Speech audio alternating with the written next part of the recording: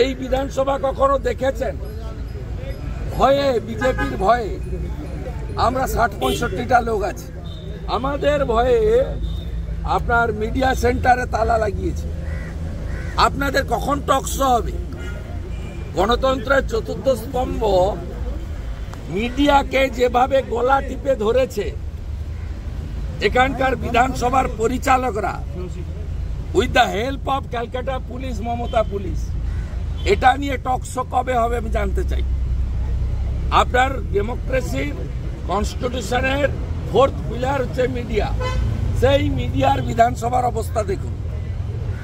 এতে আমাদের কোনো ক্ষতি হবে না। আমরা রুমে বসে ফেসবুক লাইভ করব, লিঙ্ক নিয়ে নেবেন। No need media centre. আর বেরোনোর সময় গেটে দাঁড়িয়ে করব, বুঝেছেন? তা আমাদের কোনো অসুবিধা হবে না, আপনাদের অসুবিধা হবে। আর এটা 6th privilege against leader of opposition. আমি যে খুব ভালো কাজ করছি এই সার্টিফিকেটটা চোর মমতা দিচ্ছে। পশ্চিমবাংলার জনগণ বুঝতে পারছে যে ঠিক লোকেদেরকে, ঠিক পার্টিকে প্রধান বিরোধী দল করেছে, একেবারে কিভাবে পিন হয় ফুটিয়ে যাচ্ছে। গতকাল যখন আপনি মুখ্যমন্ত্রী পাগল উন্মাদ লালবাজারে অভিযোগ করেছে তৃণমূল, ওগুলো ফালতু, ও কাগজ ষড়যন্ত্র করা। এই হেয়ার স্ট্রিট থানায় এর আগেও করেছে, হেয়ার স্ট্রিট থানায় এর আগেও করেছে, আবারও করেছে, ভবিষ্যতেও করবে। করতে থাকুন, কানতে থাকুন, আমরা আমাদের কাজ করব এবং আমরা আপনাকে প্রাক্তন করব। এ ডর বহুত আচ্ছা লাগা হয়তো বলবেন শুভেন্দুরা। প্রিয় দর্শক, আমি শফিকুল ইসলাম এবং আপনারা দেখছেন আরামবাগ টিভি। শুভেন্দুদের ভয়ে বিধানসভার যে মিডিয়া সেন্টার যেখানে বসে প্রেসমিট করা হয় সেখানে নাকি আজকে তালা মেরে দেওয়া হয়েছে। তালা, যাতে করে শুভেন্দুরা ওখানে প্রেসমিট না করতে পারেন ওখানে বসে, সেই জন্য একেবারে তালা মেরে দেওয়া হয়েছে আজকে। রাগটা কোনখান থেকে? রাগটা হচ্ছে গতকাল থেকে। গতকাল যখন বাজেট পেশ হচ্ছিল, বাজেট পেশের পরে শুভেন্দু অধিকারীরা মিডিয়া সেন্টারে চলে আসেন প্রেসের মুখোমুখি হওয়ার জন্য। এটাই সাধারণ ব্যাপার, কারণ সরকার বাজেট পেশ করছে, সেই সম্পর্কে কিছু যে বলার জায়গা সেটা বিরোধীরাই বলে থাকে। তো সেই জন্য তারা চলে এসেছিলেন প্রথমেই একেবারে প্রেস কর্নারে, প্রেস যে মিডিয়া যে সেন্টার সেখানে চলে এসেছিলেন, সেখানে বসে তারা প্রেস মিট করছিলেন। কিন্তু দিদিমণির খুব গোঁসা হয়েছিল এই জন্য, কারণ শুভেন্দু অধিকারী প্রেস মিট করছেন, সমস্ত মিডিয়া সেখানে বসে লাইভ করছে, আর ওনার ইচ্ছা হয়েছিল কিছু বলার, ওনার কাছে কোনো মিডিয়া যাচ্ছে না, কোনো টিম যাচ্ছে না মিডিয়ার। সেই জন্য কিন্তু উনি বলবেনই, ওনার মন্ত্রী বাজেট পেশ করেছেন কিন্তু তবুও উনি বলবেন। তো মিডিয়া যেহেতু যাচ্ছিল না, ওনাকে ফলো করছিল না, সব ওই শুভেন্দুকে ফোকাস করে যেহেতু মিডিয়া বসেছিল, রাগটা হয়ে গেল যে মানে এতটা রাগ হয়ে গেল যে ওই আর মিডিয়া সেন্টারটাকেই আর খোলা রাখবো না, তালা মেরে দেবো। উনি কালকেই বলেছিলেন যে আমি স্পিকারের সঙ্গে কথা বলেছি, একটা ঘর কি করে তারা দখল করে রাখতে পারেন, শুধু একতরফা তারা বলে যাবেন আর মিডিয়া সেগুলোকে প্রচার করে যাবে। মিডিয়ার লোকেদেরকেও দোষারোপ করেছিলেন, মানে বয়কটের মতো কথা বলেছিলেন এবং বলে যে আমার ফেস টাইম লাইভ হবে, ওদেরকে আউটপুট দিও না বলে। আমি আপনাদেরকে শোনাই দর্শক গতকাল কিভাবে তিনি ক্ষোভ প্রকাশ করেছিলেন এবং আজকে একেবারে অ্যাকশন হয়ে গেল শুভেন্দুদের ভয়ে তালা মেরে দেওয়া। আমি দর্শক আপনাদেরকে একটু শোনাই, যখন গতকাল প্রেস মিট করছিলেন মিডিয়া সেন্টারে আর অন্য ঘরে বসে মুখ্যমন্ত্রী কি রিয়াকশন দিয়েছিলেন দু দফাতে। আমি দর্শক আপনাদেরকে একটু শোনাই, তাহলে বুঝতে পারবেন কালকে কি কেলোর কীর্তি হয়েছে। দর্শক দেখুন, যখন শুভেন্দু অধিকারী এদিকে প্রেস মিট করছেন, তখন উল্টো দিকে বসে যখন মিডিয়ার কেউ যাচ্ছেন না তার কাছে, কি বলেছিলেন।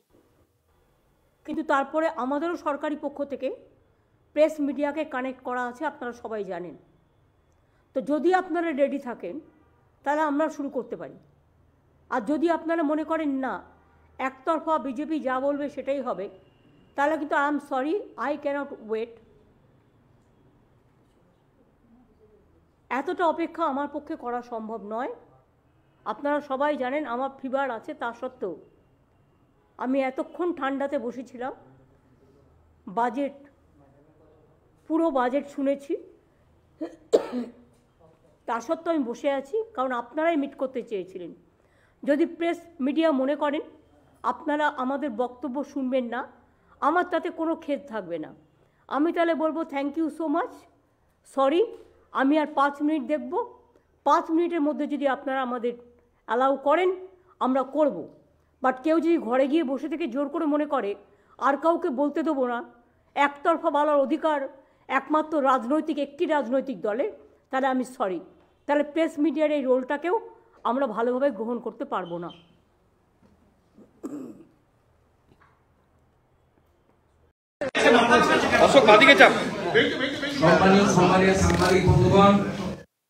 এটা হচ্ছে গতকালকের শুভেন্দু অধিকারী যখন প্রেস মিট করছিলেন, তো প্রথমে ওইটা বললেন, খানিকক্ষণ ওয়েট করলেন, তারপর দেখলেন যে তারপরেও মিডিয়া আসছে না, সেই শুভেন্দুদেরকে ফোকাস করে মিডিয়া বসে রয়েছে।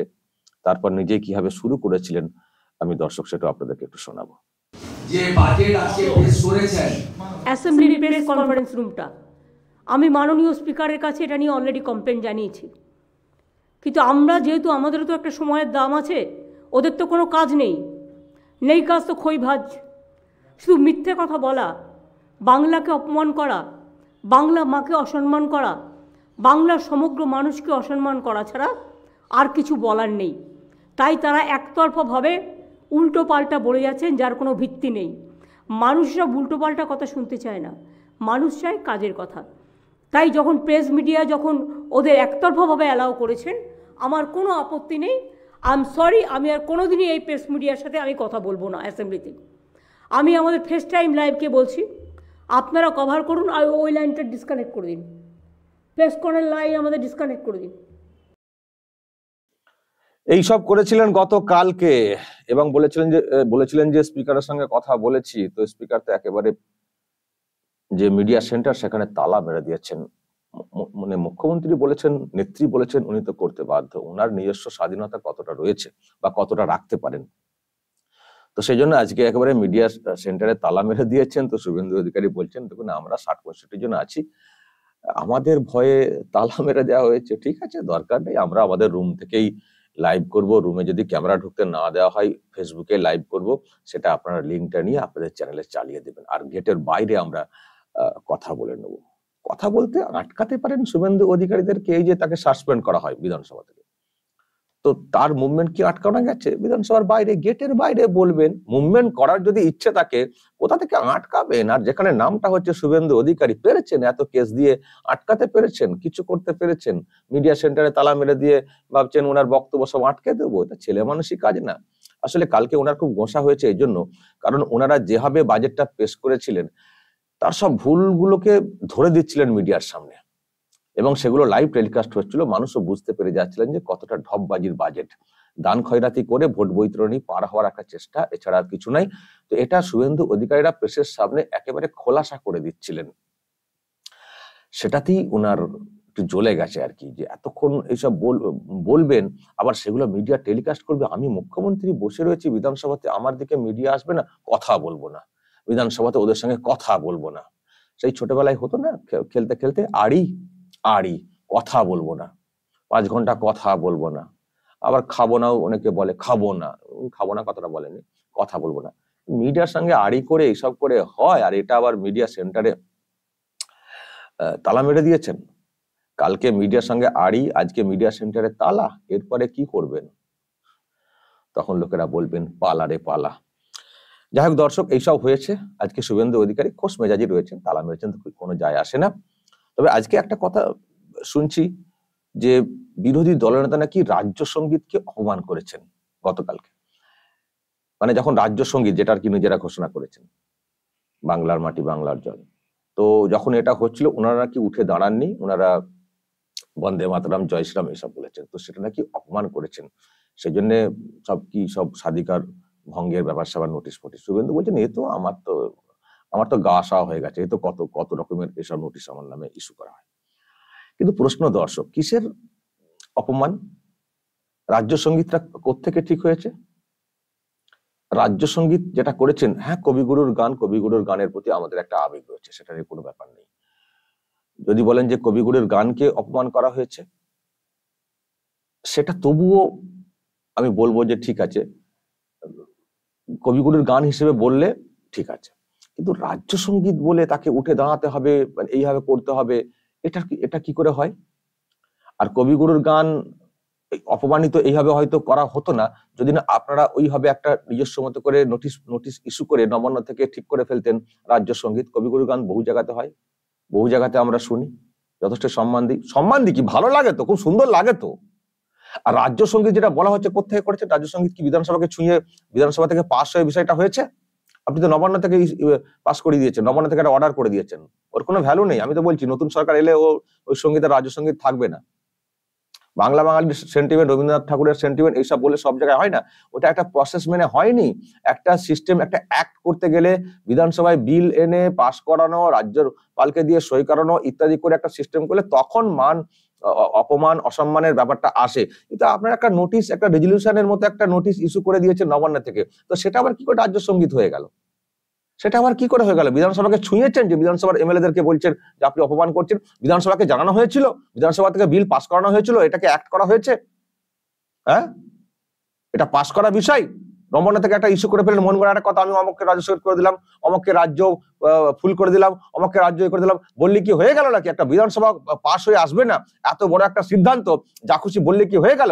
আর বলে এখানে শুরু করে দেবে নিজের মন মতো, আপনাদের সকলকে উঠে দাঁড়াতে হবে, এসব তো হয় না। এটা সহমতি তো নন। এই যে রাজ্য সঙ্গীত যেটা হয়েছে, এটা তো বিরোধীরা এতে সহমতি নন, তো এটাকে আবার কি সম্মান জানাবেন তারা?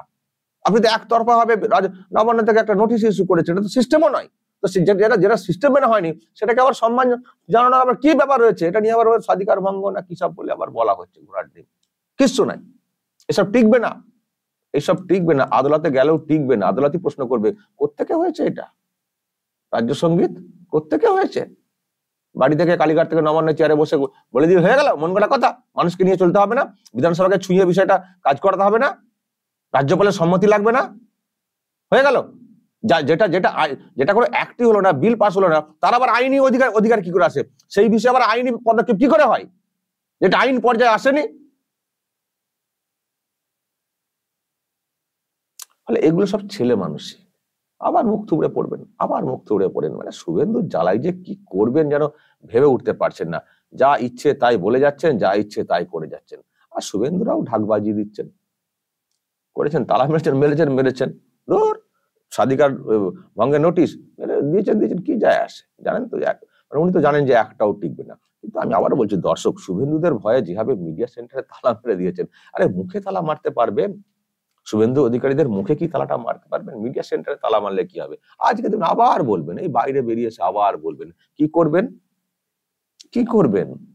কোনোভাবেই পেরে উঠছেন না, সাসপেন্ড করে কিছু পেরে উঠছেন না, এইসব করে পেরে উঠছেন না। মানুষ তাকে চাইছেন, মানুষ তার কথা শুনতে চাইছেন, তার টিআরপি বেশি, আপনার টিআরপি কম, তো এতে জ্বালা কিসের?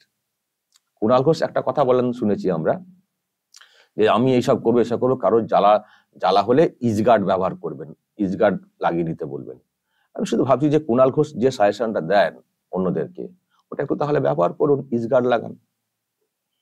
দর্শক যদি কিছু বলার থাকে অবশ্যই বলবেন, কমেন্ট বক্সে নজর রাখবেন আরামবাগ টিভিতে।